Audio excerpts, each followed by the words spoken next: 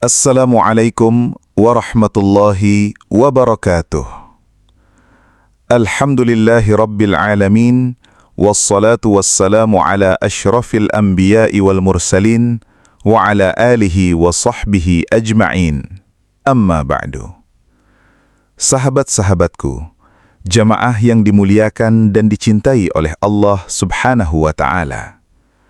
Mari sejenak kita renungkan sebuah perjalanan hidup yang sedang kita jalani saat ini.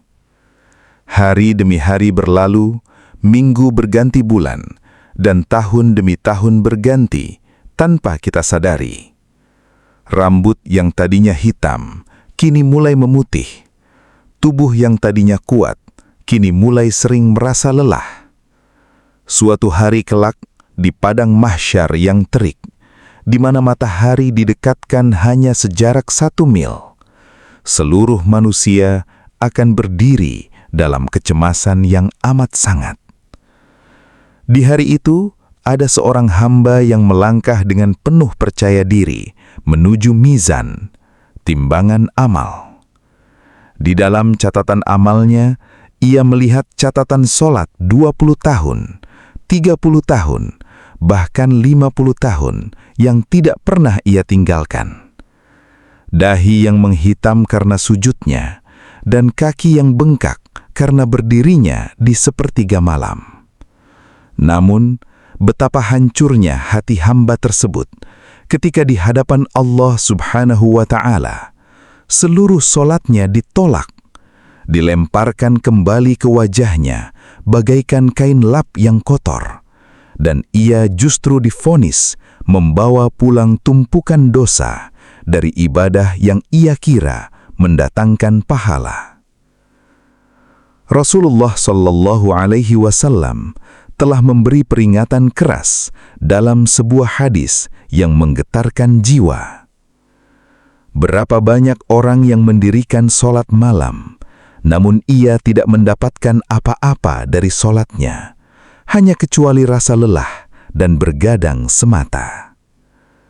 Astaghfirullahalazim. Mengapa hal tragis ini bisa terjadi? Ternyata jawabannya ada pada lisan kita.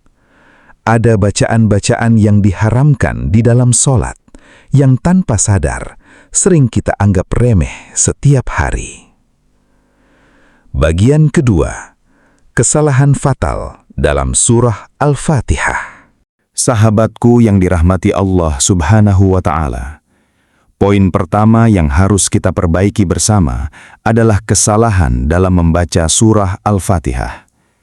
Perlu kita ingat, Al-Fatihah bukan sekedar bacaan biasa, melainkan rukun qauli, rukun berupa ucapan. Jika Al-Fatihah kita rusak, maka solat kita tidak sah dan batal. Para ulama tajwid membagi kesalahan membaca Al-Quran menjadi 2. Lahan khafi, kesalahan ringan, seperti kurang panjang membaca mad atau kurang dengung. Hukumnya makruh, tetapi tidak membatalkan solat. Lahan jali, kesalahan nyata atau besar, yaitu kesalahan yang merubah huruf atau harokat sehingga merubah total arti ayat. Sengaja atau malas memperbaikinya adalah haram dan berdosa besar. Mari kita perhatikan 3 titik kritis dalam Al-Fatihah yang sering keliru. Pertama, menghilangkan tasydid pada iyyaka na'budu. Pada ayat iyyaka na'budu wa iyyaka nasta'in, huruf ya memiliki penekanan tasydid.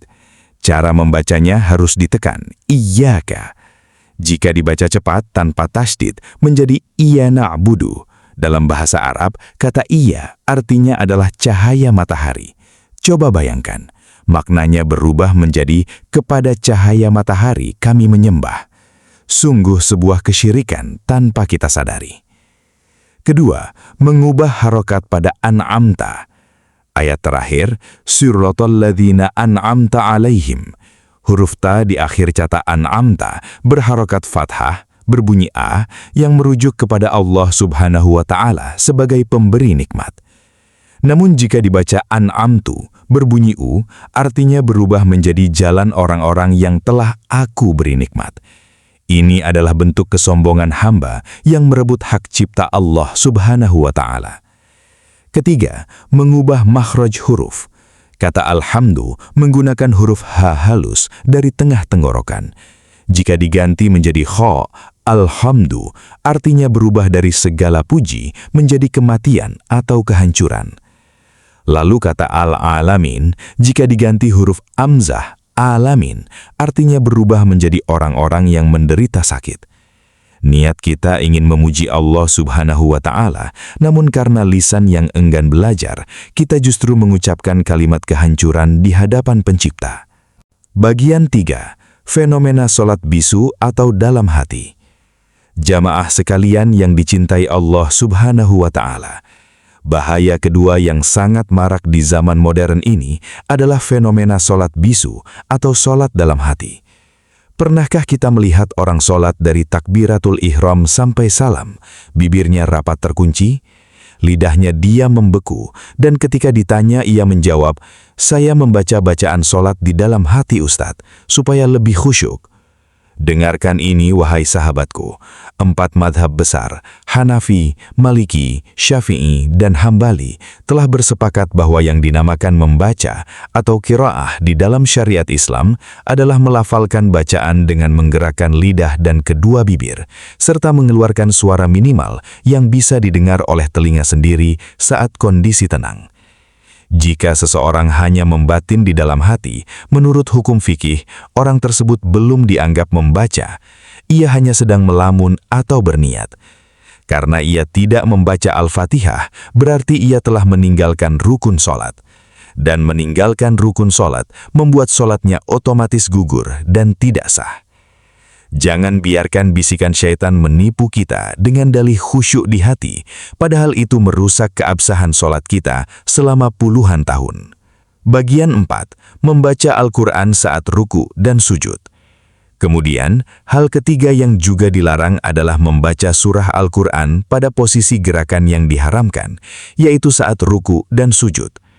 Rasulullah Shallallahu Alaihi Wasallam bersabda dalam hadis riwayat Imam Muslim, "Ketahuilah, sesungguhnya aku dilarang untuk membaca Al-Quran dalam keadaan ruku atau sujud." Ruku dan sujud adalah simbol kerendahan dan kepasrahan seorang hamba. Sebagai bentuk penghormatan terhadap kesucian Al-Quran, Allah Subhanahu wa Ta'ala melarang firman-Nya dibaca ketika wajah kita menempel di tanah. Saat ruku, kita diperintahkan mengagungkan Allah dengan zikir ruku, dan saat sujud, kita diperintahkan memperbanyak doa. Catatan penting, jika Anda membaca potongan ayat Al-Quran saat sujud, seperti doa, Rabbana atina fid dunya hasanah, dan niat di dalam hati murni untuk berdoa, bukan untuk tilawah Al-Quran, maka para ulama membolehkannya. Namun jika diniatkan sebagai bacaan Al-Quran, hukumnya dilarang. Bagian 5. Harapan, taubat, dan doa. Mungkin saat ini ada di antara jamaah yang hatinya bergetar dan meneteskan air mata. Ada yang bertanya-tanya, "Ya Allah, lalu bagaimana dengan solat-solat saya yang dulu? Bagaimana dengan 20 tahun hidup saya yang penuh kesalahan karena saya tidak tahu?" Dengarkan kabar gembira dari Allah Subhanahu wa Ta'ala. Allah bukanlah zat yang kejam.